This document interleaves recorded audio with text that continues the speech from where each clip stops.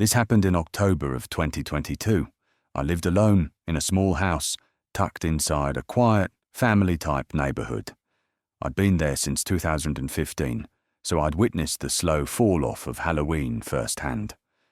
Basically, after 2020, nobody really celebrated anymore. The decorations stopped going up. The laughter, the costumes, the footsteps of kids running door to door for candy, all gone. It used to be such a big thing, something everyone looked forward to every year. But the last 2 Halloweens had been silent. The streets were empty, the porches dark. So naturally, I assumed this year would be the same. On the morning of Halloween, I made myself a cup of coffee and went to sit out on the front porch, hoping to enjoy the sight of the fall-coloured trees. But the moment I opened the door, I froze. There were 2 figures standing in my front yard, maybe 30 feet away, right where the line of trees began. They looked like kids, or at least I thought they were.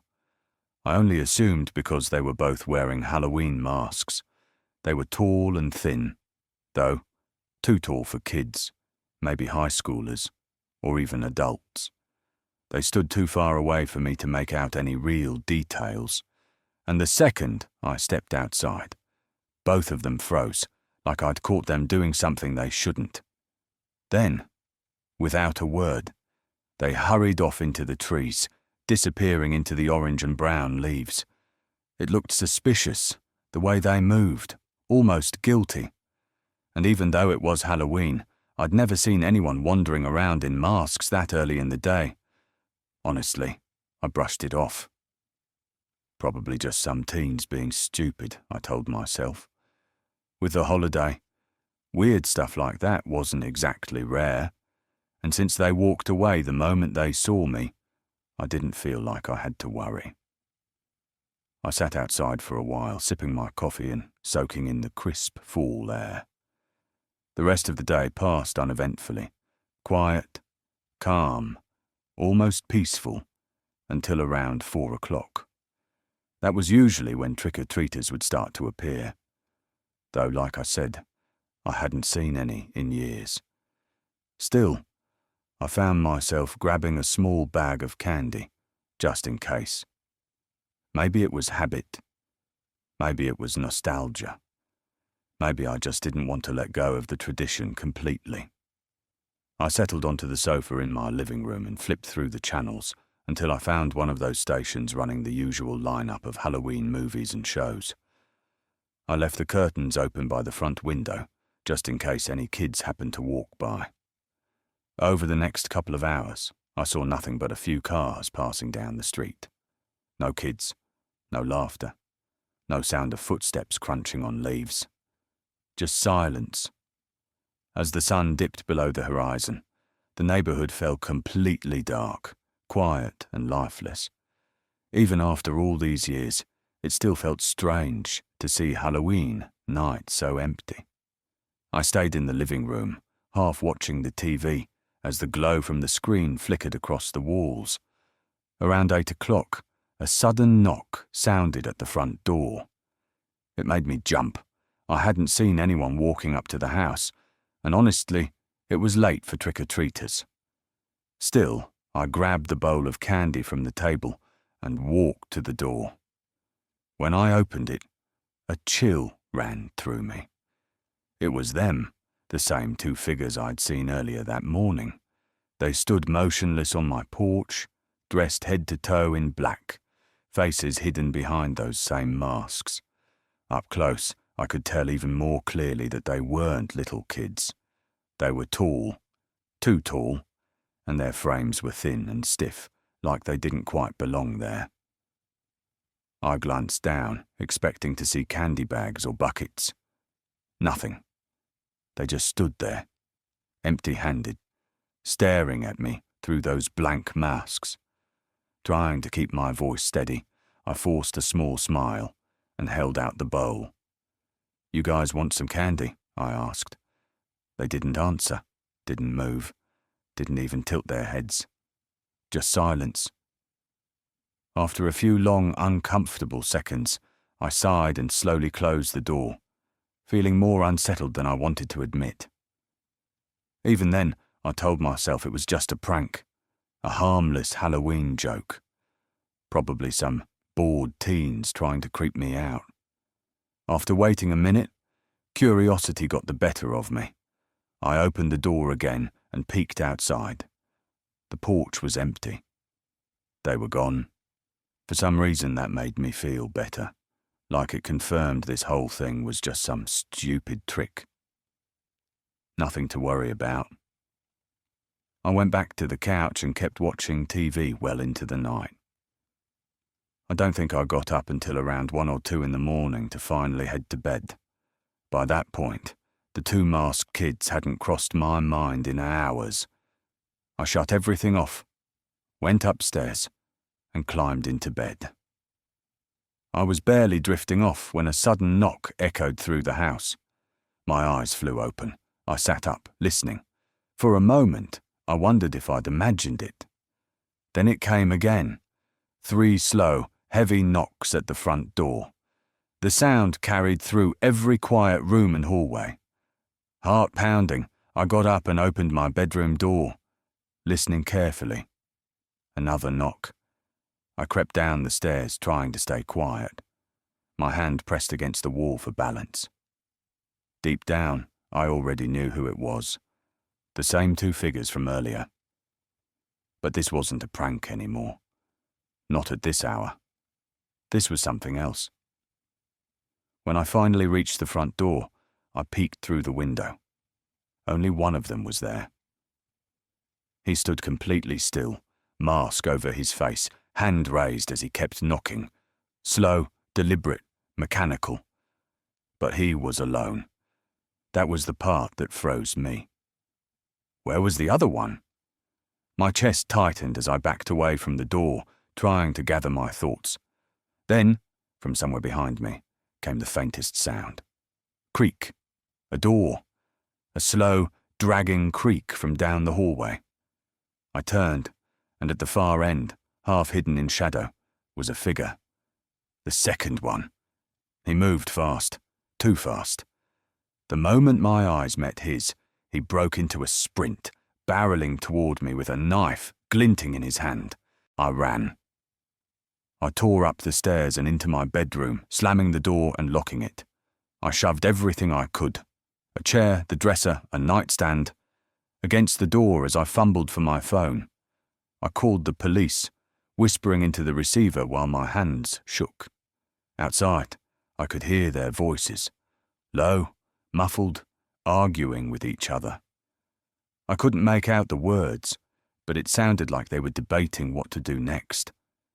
Then, after maybe 30 seconds, their footsteps moved away, down the stairs, out the front door. Silence.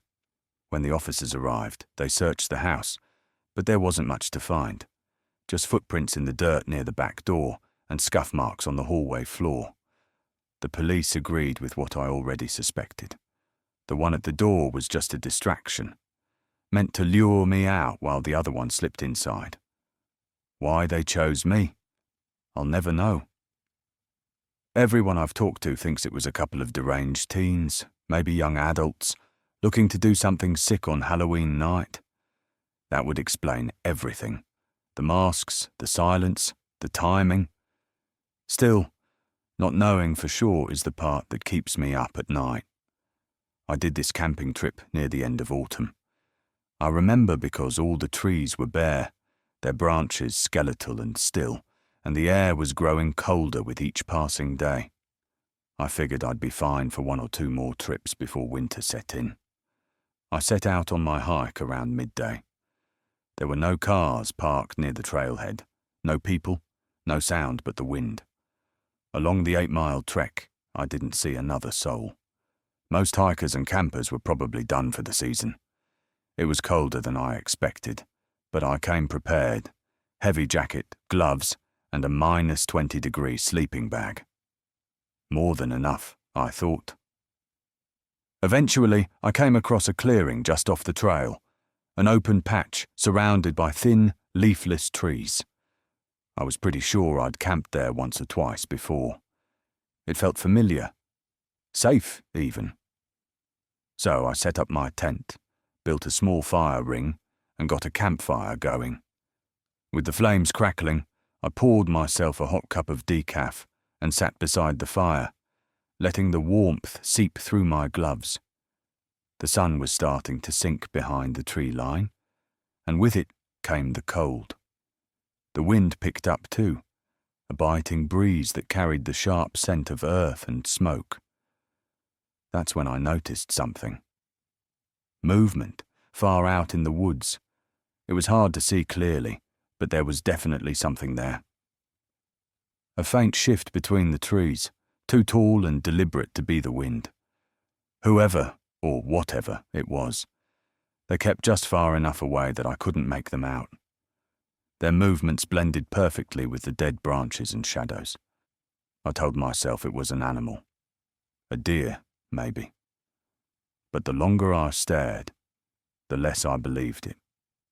The timing of the movement, the way it stopped when I looked directly toward it, it didn't feel natural. That quiet, creeping sense of being watched began to sink in. Still, I tried to push it away. I didn't want to believe that anyone was out there following me. This was supposed to be peaceful, solitary. But the unease lingered. An hour after sundown, the temperature had dropped sharply. Between the freezing air and that constant crawling sense that something was nearby, I decided to take shelter in the tent. I climbed inside my sleeping bag to warm up, leaving the flap of the tent unzipped and tied to the top so I could still see the fire. The glow of the flames flickered against the canvas walls, and for a while, that comforted me. Beyond the reach of the firelight, though, was nothing but black. 10 feet out, and it was complete darkness. Now, I've been camping for years. I've spent nights alone in deep woods, with only the sound of wind and the occasional coyote. But this felt different. This was the first time I'd ever felt wrong being out there. People always say that when you get a bad feeling, that primal instinct, you should trust it and leave, no matter what. I used to think that was superstition. That night, I learned how naive I was. I stayed in the tent, curled up in my sleeping bag, watching the fire burn lower and lower. 2, maybe 3 hours passed. Then I heard it. Footsteps. Slow, deliberate, crunching footsteps in the woods behind my tent, the one place I couldn't see. I froze. My whole body locked up as the sound drew closer, each step crunching against the frost-hardened ground. 5 feet away. Maybe 10. Then silence. The only sounds left were the crackle of the dying fire and the whispering wind through the trees. My heart pounded so hard I could hear it. I stayed like that, absolutely still, for what felt like an eternity. Finally, I couldn't take it anymore. In one motion, I unzipped my sleeping bag, grabbed my flashlight, and leapt out of the tent. I swung the beam toward the trees. Nothing. The forest was empty. No movement. No sound of retreating footsteps. Nothing. Somehow that terrified me even more. If there had been something there, at least it would have made sense. But this... silence. Stillness. I must have stood there for 15 minutes, spinning in every direction, flashlight trembling in my hand, searching for any hint of movement. The woods seemed to stare back at me, cold, endless, indifferent. And I stood there, caught between 2 choices. Pack up and run through 8 miles of forest in the dark, or stay put and pray that whatever was out there wasn't waiting just beyond the firelight. I was freezing, and the campfire was burning low. The flames danced weakly, struggling against the cold wind. After sitting there for a while, I decided to start packing up. I wasn't sure yet whether I'd leave or stay nearby, but packing seemed like a smart move either way. As soon as I began taking down my tent, I heard it, a sudden flurry of footsteps rushing from the darkness behind me. I spun around, my heart hammering, and thought I saw movement, something darting away through the trees. But with the fire flickering and shadows twisting across the ground, I couldn't be sure. I kept packing, my hands shaking, pausing every few seconds to glance over my shoulder. I was completely paranoid. After a few tense minutes, I finally got everything stuffed into my bag. I slung it over my shoulders, turned toward the campfire, and froze. A man stepped out of the dark. He appeared from across the clearing, walking quickly toward the light. His clothes were filthy, torn-up jeans, a dirty fleece jacket, and a black beanie pulled low over his head. He was tall, broad, probably in his 40s, with heavy, distant eyes that made my stomach twist. "Leaving so late," he said, his voice rough and gravelly. "Way too cold to be running out into the dark like that." I didn't answer. I took a few slow steps backward. The man kept coming closer. The look on his face wasn't friendly. It was calculating, like he was trying to figure out how to keep me there. Then when I took another step back, I saw it. The moment he realized he'd lost control. His expression changed. His eyes went cold and wide, and that was all it took. I turned and ran. I bolted into the trees, crashing through the undergrowth, branches tearing at my jacket. Behind me, I could hear his footsteps pounding against the frozen ground. 30 seconds. Maybe less. Then they stopped. I didn't look back. I just kept running. 10 minutes, 15, until my lungs burned and my legs felt like lead. When I finally stopped, gasping for breath, I realized I was completely lost. It was pitch black, no trail, no landmarks, just endless dark forest. I didn't dare move anymore. I found a thick tree trunk, sat down against it, and tried to stay silent. The hours dragged by. My hands were numb. My breath came out in trembling clouds. The forest was utterly still. But twice, maybe 3 times, I heard something out there. Distant movement. Slow. Deliberate. Footsteps. I didn't move. Didn't breathe. Just listened, every muscle tensed, waiting for it to fade. By the time the first hint of sunlight began to break through the trees, I was still sitting there, frozen, exhausted, but alive. When I finally made it back to the trail and then to my car, I could barely believe I'd gotten out unharmed. Looking back, I'm certain that man had bad intentions. I think he'd been out there all night, watching me, waiting for the perfect moment. Why he chose me, or why it happened that way, I'll never know. I think I finished working around 5 or 6. Being full, there was only about an hour left before it got dark and cold. So, I hooked Milo up to his leash and took him out behind the house for a walk. My sister really lucked out with this place. There's a forest preserve trail right behind it. But this time of year, all the trees along the path were stripped bare, their leaves long gone. Everything looked dead and lifeless, which somehow made the air feel colder and heavier. The late afternoon light made it even spookier. It was silent out there, just me and Milo, our footsteps crunching through the dry leaves scattered across the trail. The loop was about 20 minutes long, and we'd made it halfway when Milo suddenly stopped, completely froze. I turned to look at him, tugging gently on the leash. "You okay, buddy?" I asked, but he wouldn't move, wouldn't even look at me. His eyes were locked on something ahead, deep down the trail. I followed his gaze, but I didn't see anything, just the empty path and the dark line of trees. "Milo," I said again, petting his back. I tugged the leash forward once more, but he wouldn't budge. His stare didn't move either, fixed on something I couldn't see. That's when my gut told me to listen to him. So I turned around and started heading back. Instantly, Milo followed. No hesitation this time. The entire walk home, he kept glancing behind us, ears twitching, tail low. Not once did he stop to sniff or explore. Seeing him so uneasy made me uneasy, and I couldn't tell if I was more nervous for him or because of whatever he was afraid of. When we got back inside, I called my sister. I told her how weird he'd been acting and asked if she'd ever seen him like that before. She hadn't.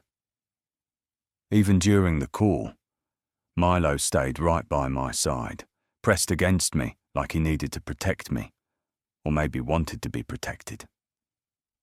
It made me feel watched. I started walking around the house again, checking the locks, glancing out a few windows. Everything looked normal until I went upstairs. In the spare bedroom, I looked out the window and, for a split second, I swear I saw someone out there. A figure, moving just past the edge of the woods, walking from left to right, then gone. It was so quick that I questioned whether I'd really seen it or if my eyes were just playing tricks on me. The kind of thing you catch in the corner of your vision, and when you look, there's nothing there. Still, the image stuck with me. I stayed in that room for the rest of the evening, trying to calm down. I watched some videos on my laptop while Milo slept beside me, snoring softly. For a while, things actually felt normal again, but as night settled in, the unease crept back. Before bed, I took Milo downstairs to let him out one last time. I opened the back door, flipped on the light, and the cold air rushed in. Milo hesitated, but eventually stepped outside. He walked toward the trees, sniffing the ground, then froze again. His body stiffened. He turned, not toward me, but toward the side of the house. I leaned slightly out the door to see what he was looking at. And that's when it happened. A man, sprinting straight toward me. I jumped back and slammed into the wall, heart pounding. Milo bolted forward, barking furiously. The man's face twisted in panic. He stopped dead, trying to dodge the dog.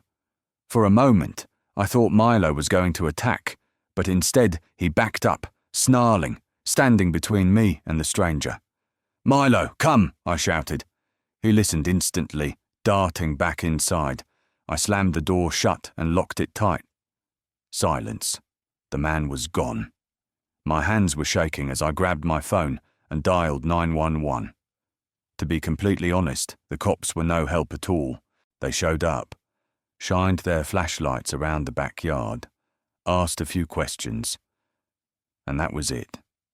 No footprints, no real investigation, just a shrug and a "call us if anything else happens."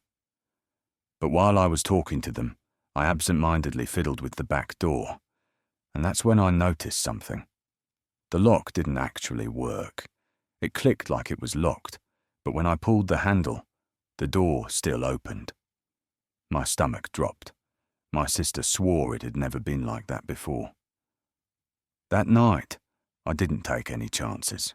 I packed a bag, grabbed Milo, and checked into a hotel. We stayed there until morning. The more I thought about it, the more things started adding up, in all the worst ways. Milo's strange behaviour during the day, how he kept staring at the doorway for minutes at a time, the way he refused to walk further into the woods. I think that man had been watching us all along, maybe even following us through the trees while we walked the trail.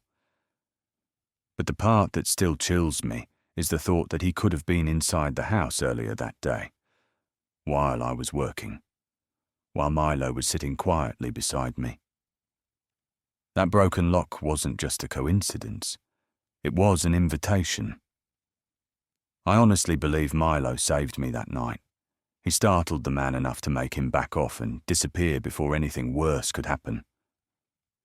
What really gets me, though, is that my sister hasn't had a single weird thing happen since. No noises, no shadows, no one outside her windows. It makes me think he wasn't there for her. He was there for me. Maybe he'd been watching me for a while, waiting for the right moment. And when he saw that I'd be staying alone, in a quiet house by the woods, far from the safety of my apartment building, he decided that was his chance. Whatever he planned to do, I don't even want to imagine. But ever since that night, I can't shake the feeling that someone's still out there, watching, waiting.